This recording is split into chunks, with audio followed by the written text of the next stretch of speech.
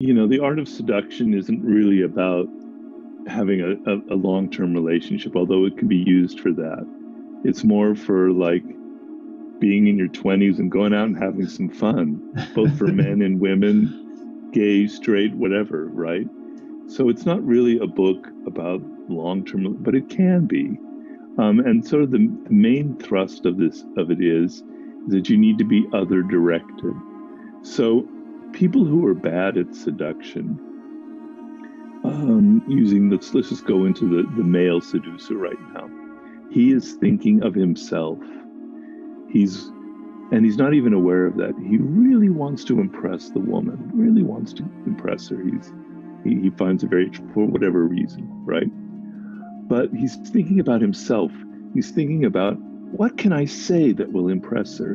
What can I wear that will impress her? Where do I take her that will have the right impression? It's unconsciously, it's all about me, me, me, me, and my insecurities and my worries, right?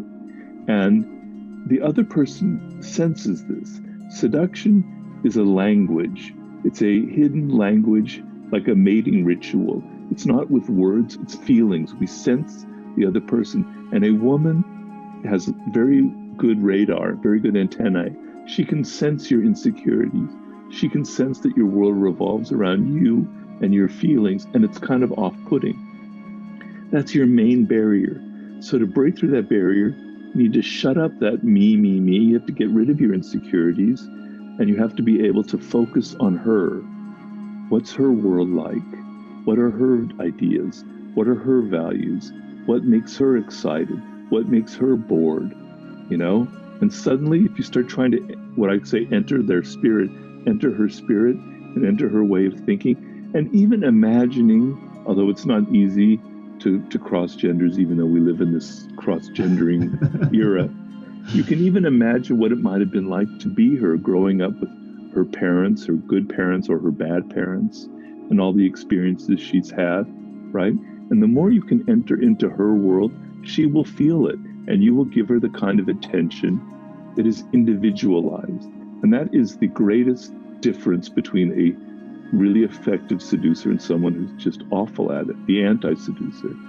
Because the bad seducer treats the other person as if they're kind of a clone of everybody. They're not the woman, they're woman. They're all the other women, and they're not seeing the person as an individual with their own tastes and their own weirdness.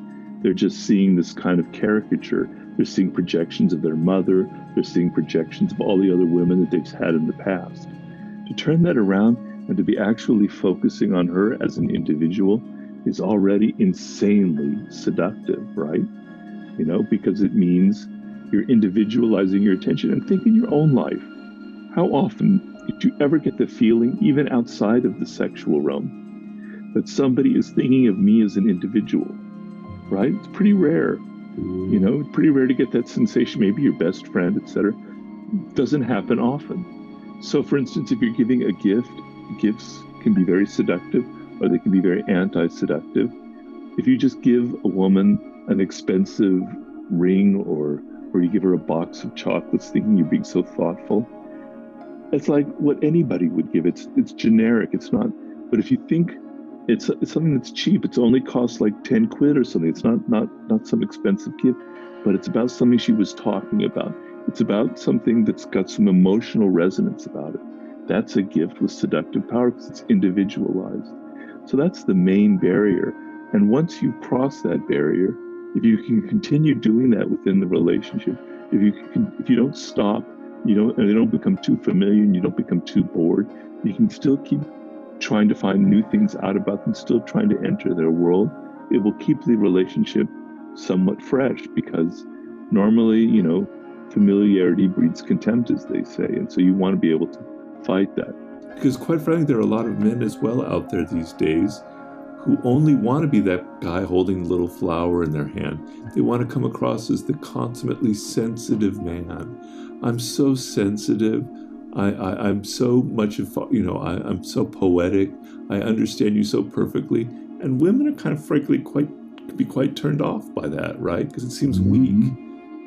It's not easy. I'm not saying that it's easy. Um, you're always going to be tempted, particularly in our culture, and particularly if you've had success before in the past. But you have to think of, why do you want a long-term relationship? You want a long-term relationship because you want some stability in your life, and you also happen to love the other person, and you want to stay with them and have something deep. And so there's a trade-off. You're not going to have the excitement of the hunt and all of the thrills that come from seduction. It's not going to be like this and this and this and this. It's going to be more like kind of constant going up. And as you're older, maybe that's the rhythm of life that you want.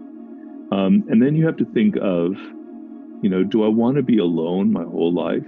It's kind of fun when you're in your 20s and 30s.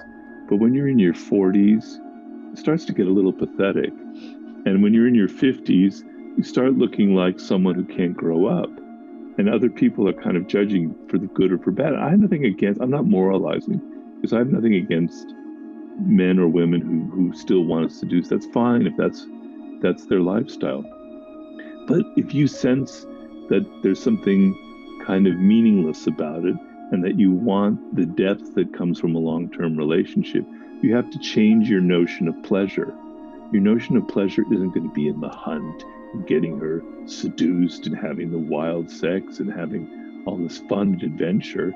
It's going to be getting to know her better, to having all of these shared memories and shared experiences get richer and richer as you get older and older, and to have your connection getting deeper, and maybe to have a family and have children and all those things. So they're not like the roller coaster ride, but you have to change your notion of what pleasure is. And it's actually a good idea in some ways to constantly change your notion of pleasure to your age. So what I felt was pleasurable when I was 21 is not what I feel is necessarily the most pleasurable thing now that I'm 61. I'm sorry to say my age, but you know, and if I still was searching for those things when I was 21, it wouldn't feel right. I've had to adapt. I've had to change what gives me satisfaction and what gives me fulfillment. And so maybe every 7 years, because psychologists,